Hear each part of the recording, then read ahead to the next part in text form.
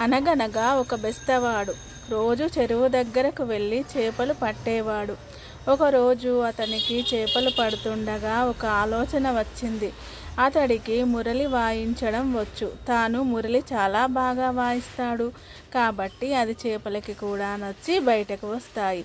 అప్పుడు వాటిని తాను పట్టుకోవచ్చు అని ఆలోచించాడు. ఇంకేముంది, ఒడ్డున కూర్చొని వల విసరడానికి బదులు మురళి వాయించడం మొదలుపెట్టాడు. ఊది ఊది అతనికి ఆయాసం వచ్చిందే తప్ప అతను ఊహించినట్టు చేపలు బయటికి రాలేదు. దానితో విసుగు వేసి మురళి పక్కన పడేసి నదిలోకి వల విసిరాడు.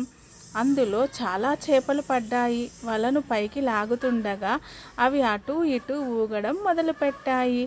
కానీ బెస్తవాడు మాత్రం వాటి నాట్యానికి ఎంత కూడా ముగ్ధుడు కాలేదు.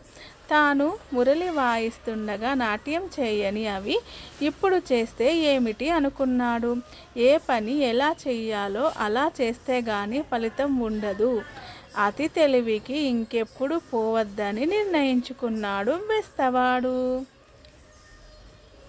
సూపర్ ఉంది కదా అండి. ఇందులో నీతి గ్రహించండి.